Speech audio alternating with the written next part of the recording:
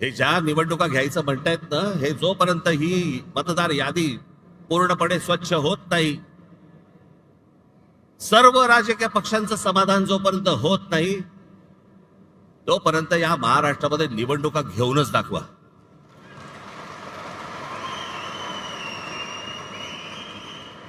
या महाराष्ट्रातल्या निवडणुका शांततेने पार पाडायच्या असतील, पहिली ती मतदार यादी स्वच्छ करा.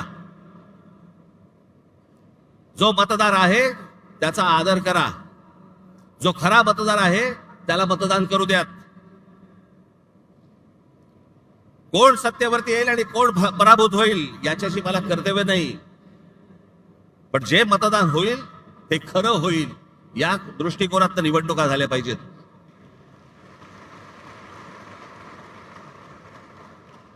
त्याच्यामुळे आता सर्व माझ्या यादी प्रमुख जे आहेत, माझे शाखाध्यक्ष आहेत, उपशाखाध्यक्ष आहेत, माझे गटाध्यक्ष आहेत, यादी प्रमुख आहेत,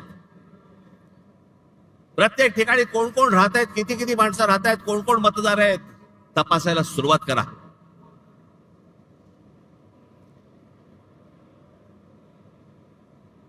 हे जे या लोकांनी शेड खाऊन ठेवलं ना, सगळ्या गोष्टी बाहेर येतील, बरोबर बाहेर येतील. येतातच आहेत, सगळेजण आणतातच आहेत. सगळ्या महाराष्ट्रभर हे सगळं सुरू झालं पाहिजे. आणि फक्त आपल्याच पक्षासाठी नाही म्हणत मी, इतर पक्षांनी देखील प्रत्येक घराघरामध्ये गेलं पाहिजे, तपासलं पाहिजे. आणि निवडणूक आयोगाला आमचं सांगणं आहे की हे जोपर्यंत स्वच्छ होत नाही तोपर्यंत निवडणुका तुम्ही घेऊ नका. महाराष्ट्रामध्ये निवडणुका घेऊ नका. आधीच 5 वर्ष झाली आहेत त्या सगळ्या निवडणुका होऊन. अजून 1 वर्ष गेलं तरी चालेल, पण निवडणुका त्याच्याशिवाय होता कामा नाहीत या महाराष्ट्रात. ह्याची जी सगळी घाई सुरू आहे ना, ती घाई याच्यासाठी सुरू आहे कारण ह्यांनी सगळं जमवलेलं आहे गणित.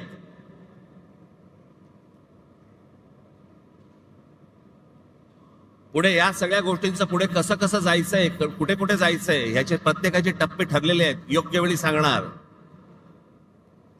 पण आज 3 वाजता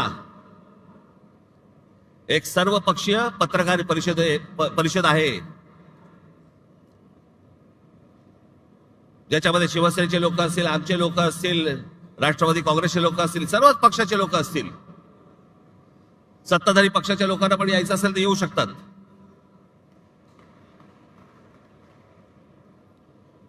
आणि पुढचा कार्यक्रम काय आहे हे आज 3 वाजता तुम्हाला सांगण्यात येईल. त्याची प्रतीक्षा करा आणि तयारीला लागा.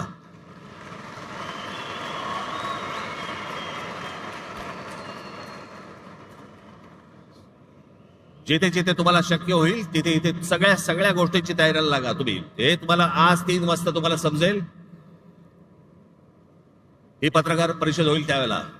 पण आज तुम्ही इकडे जण आलाय, मला फक्त आपल्याला एवढंच सांगायचं आहे की कशासाठी काय चालू आहे षडयंत्र ते सर्वांनी ओळखा आणि मतदार याद्यांवरती जोरात कामाला लागा.